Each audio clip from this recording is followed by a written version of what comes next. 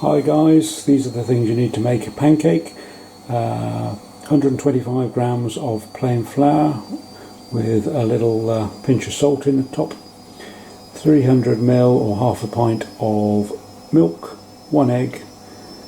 I use, particularly with children, the 7-inch non-stick frying pan with a thick solid base rather than the big frying pan. The big frying pan is quite heavy and it's fine if you're quite strong, but for children it's not brilliant. And then knob of butter, lemon, and I've got syrup there, or it might be sugar or ice cream or whatever your chosen bit to put with it is. So we're going to add a little pinch or sprinkle of salt into our plain flour. We've made a little well in the middle there to put our egg into. And I've broken the egg and put it into a cup just to make it a bit easier, save any shell going into our mix. Whoops, there goes the flour all over the place. And then you can either mix it all up now with your wooden spoon, or sometimes what I do is I use a little handy whiskey thing, which I find quite good for getting the air bubbles once you get a bit more of the liquid in. So we mix that in a bit. And then we'll add in half of the milk, so it's about 150 of milk. And we continue to mix that up to make a nice, looks a bit like porridge at this point, but then gradually keep stirring it in.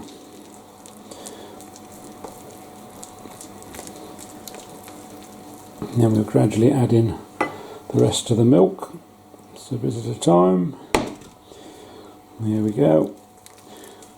Mixy, mixy, mixy.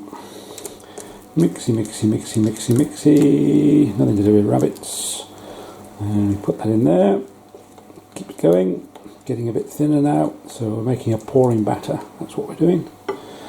So pour the rest of the milk in. Whoops. I'm a bit of a messy cook, aren't I? Look at that. Oh my god. Keep mixing that in. Then we put the final bit of milk in. There we are. And you should now have a nice runny batter. It's quite thin.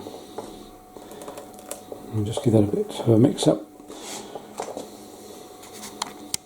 Right, I'm going to give that a final whisk up with my little hand whisk just to get the flour and egg and everything all into the batter nicely mixed up.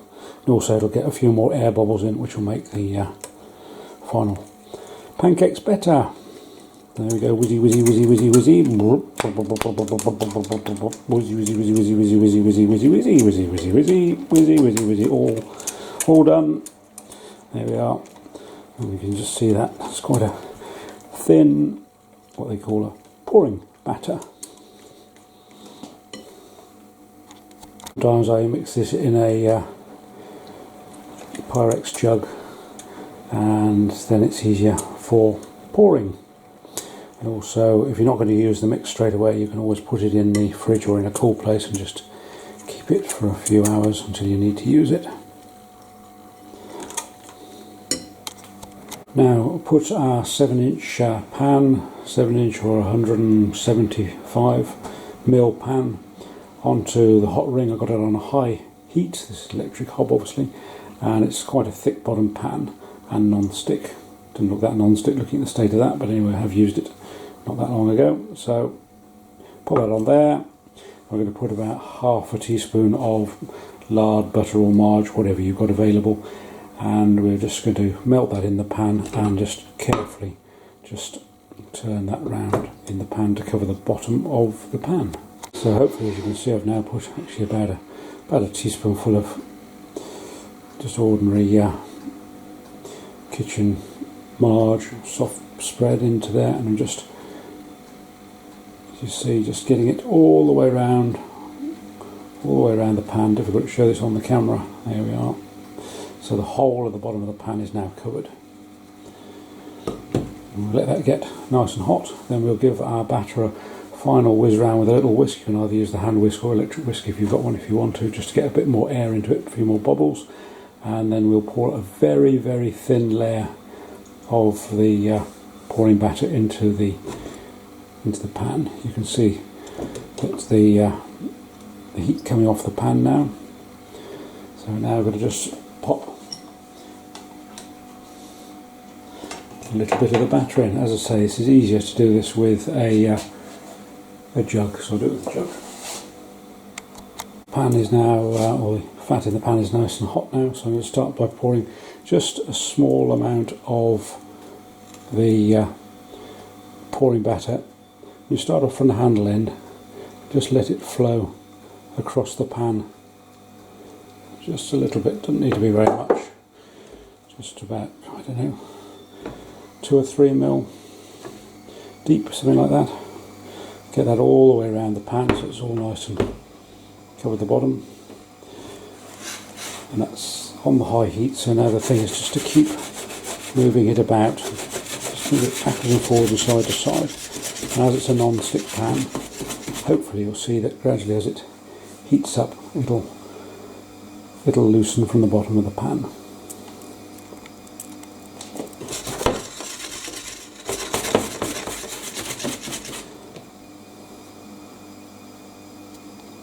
So it's now starting to cook the underside, so it's now loosening up, so hopefully we're nearly ready for the moment of truth.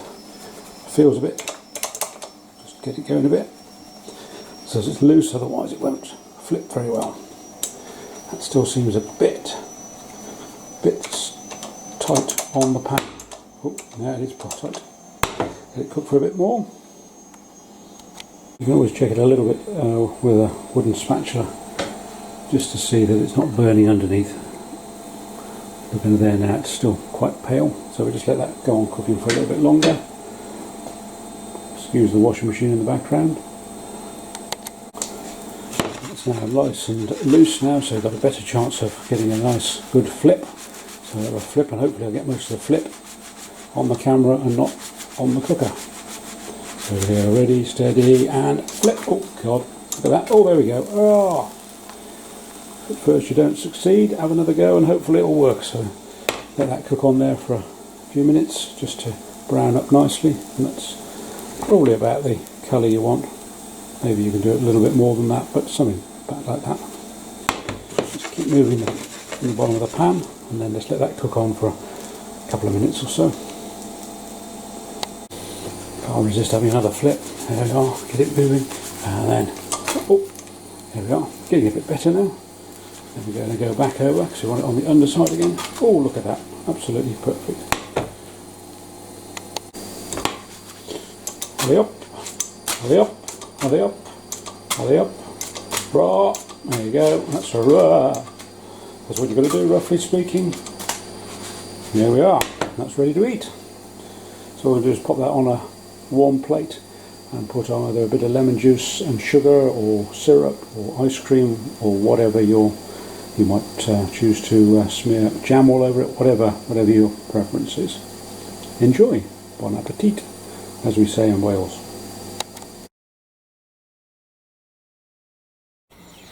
Thanks for watching. Please subscribe and do give it the thumbs up. Like it, and then hopefully we'll be able to help a few people.